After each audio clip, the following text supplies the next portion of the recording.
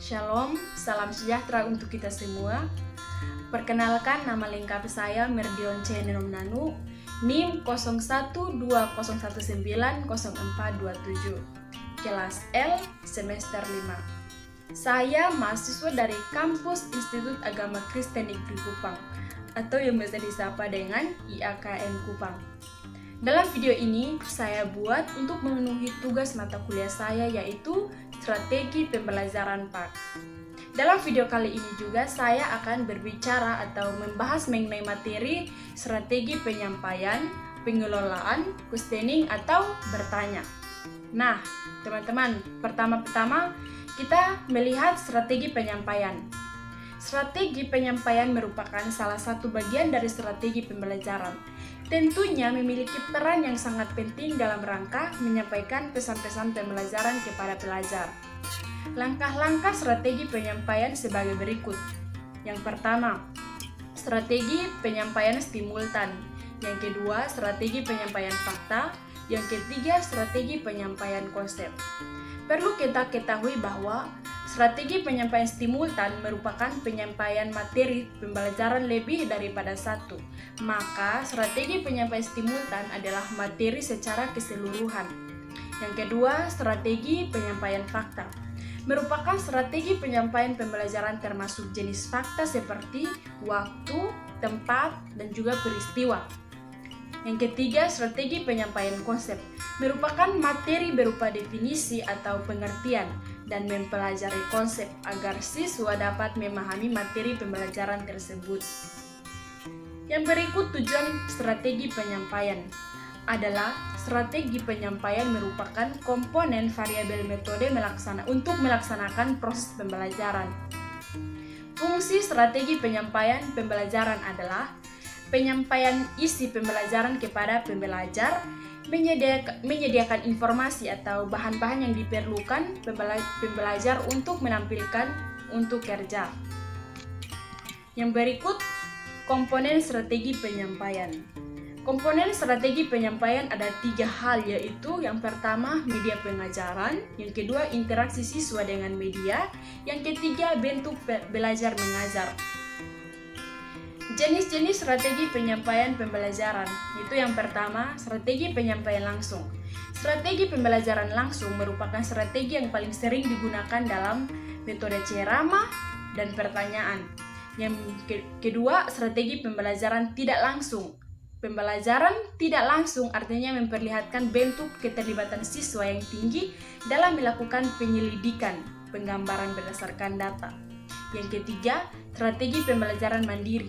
Merupakan strategi pembelajaran yang membangun inisiatif individu, kemandirian, dan peningkatan diri. Yang bagian kedua tentang strategi pengelolaan. Perlu kita ketahui bahwa strategi pengelolaan adalah pola yang menggambarkan langkah-langkah yang digunakan seorang guru dalam menciptakan dan mempertahankan kondisi kelas agar tetap kondusif sehingga siswa dapat belajar optimal, aktif, dan menyenangkan. Yang pertama, pengertian pengelolaan. Pengelolaan merupakan proses penataan kegiatan yang akan dilaksanakan melalui fungsi-fungsi manajemen, tentu gunanya sebagai tolak ukur untuk menentukan keberhasilan sebagai bentuk dari pencapaian tujuan bersama yang telah disepakati. Yang bagian kedua, fungsi pengelolaan. Tahap-tahap dalam melaksanakan pengelolaan atau manajemen adalah yang pertama, perencanaan, yang kedua, pengorganisasian, yang ketiga, pelaksanaan, dan yang keempat itu evaluasi. Yang berikut, strategi pengelolaan dalam pembelajaran. Meliputi yang pertama, penjadwalan penggunaan strategi pembelajaran, yang kedua, pembuatan catatan kemajuan belajar siswa, yang ketiga, pengelolaan motivasional, dan yang keempat, kontrol belajar. Yang bagian keempat tentang tujuan dan fungsi pengelolaan pembelajaran. Itu yang pertama, merancang tujuan belajar. Yang kedua, mengorganisasikan berbagai sumber belajar untuk mewujudkan tujuan belajar. Yang ketiga, memimpin. Di sini meliputi memotivasi dan mendorong siswa. Dan yang keempat, mengawasi segala sesuatu. Bagian kelima tentang faktor-faktor yang mempengaruhi pengelolaan pembelajaran. Itu yang pertama, kurikulum. Yang kedua, gedung dan sarana kelas atau sekolah. Yang ketiga, guru. Yang keempat, murid. Yang kelima, lingkungan. Dan yang keenam, media yang digunakan. Nah, bagian yang ketiga itu tentang strategi questioning atau bertanya. Perlu kita ketahui bahwa strategi pembelajaran planted questions merupakan strategi yang ditujukan untuk membantu seorang guru atau dosen agar dapat mempresentasikan informasi dalam bentuk respon terhadap pertanyaan-pertanyaan yang telah ditanamkan atau diberikan sebelumnya kepada siswa atau mahasiswa. Pada hakikatnya, belajar adalah bertanya dan menjawab pertanyaan. Bertanya dapat dipandang sebagai refleksi dari keingintahuan setiap individu, sedangkan menjawab pertanyaan menunjukkan kemampuan seseorang dalam berpikir. Bertanya akan sangat berguna dalam suatu pembelajaran karena dapat, yang pertama, menggali informasi tentang kemampuan siswa dalam penguasaan materi pelajaran. Yang kedua, membangkitkan minat siswa untuk belajar.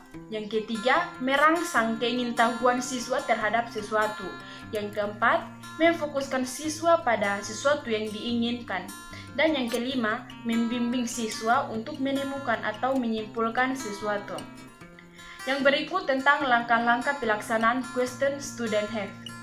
Langkah-langkah pelaksanaan question student have adalah sebagai berikut. Yang pertama, bagikan kartu atau kertas kosong kepada setiap siswa. Yang kedua, mintalah setiap siswa untuk menulis beberapa pertanyaan mengenai materi yang sedang dipelajari. Yang ketiga, putarlah kartu tersebut searah jarum jam. Ketika setiap kartu diedarkan kepada peserta berikutnya, setiap siswa harus membacanya dan memberikan tanda checklist pada kartu itu. Dan yang keempat, saat kartu kembali kepada penulisnya, setiap peserta telah memeriksa seluruh pertanyaan kelompok tersebut. Yang berikut tentang jenis-jenis pertanyaan. Yang pertama, pertanyaan pengetahuan. Yang kedua, pertanyaan pemahaman. Yang ketiga, pertanyaan penerapan. Yang keempat, pertanyaan analisis. Yang kelima, pertanyaan sintesis. Dan yang keenam, pertanyaan evaluasi. Yang berikut tentang kelebihan dan kelemahan strategi question student have. Yang pertama, kita lihat kelebihannya. Kelebihannya meliputi yang pertama, dapat menarik dan memusatkan perhatian siswa sekalipun sebelumnya keadaan kelas ramai atau siswanya punya kebiasaan bergurau saat pelajaran berlangsung. Karena siswa dituntut mengembangkan unsur kognitifnya dalam membuat atau menjawab pertanyaan. Yang kedua, dapat merangsang siswa melatih mengembangkan daya pikir dan ingatannya terhadap pelajaran. Dan yang ketiga, mampu mengembangkan keberanian dan keterampilan siswa dalam menjawab dan mengemukakan pendapatnya. Yang bagian berikut tentang kelemahan. Kelemahannya meliputi yang pertama, dapat menarik dan memusatkan perhatian siswa sekalipun sebelumnya keadaan kelas ramai atau siswanya punya kebiasaan bergurau saat pelajaran berlangsung. Waktu yang dibutuhkan sering tidak cukup karena harus memberi kesempatan semua siswa membuat pertanyaan dan menjawabnya. Yang kedua, siswa merasa takut karena sewaktu menyampaikan pertanyaan siswa, kadang merasa pertanyaannya salah atau sulit mengungkapkannya. Nah, di sini saya akan mengambil kesimpulan. Dari materi ini, maka dapat disimpulkan bahwa strategi adalah pola yang ditetapkan secara sengaja untuk melakukan suatu kegiatan. Strategi pembelajaran juga adalah usaha seorang pendidik atau seorang guru untuk mencapai tujuan pembelajaran yang baik. Oleh karena itu, seorang pendidik atau seorang guru harus memperhatikan beberapa strategi dalam pembelajaran, yaitu yang pertama, strategi penyampaian, yang kedua, strategi pengelolaan, dan yang ketiga, strategi bertanya. Strategi pembelajaran mencakup penggunaan pendekatan, metode, dan teknik, bentuk media, sumber belajar, pengelompokan peserta didik untuk mewujudkan interaksi edukasi antara pendidik dan peserta didik terhadap proses dan hasil serta dampak kegiatan pembelajaran. Nah, teman-teman, sekian pembahasan sedikit dari pemahaman saya tentang materi ini. Terima kasih. Tuhan Yesus memberkati.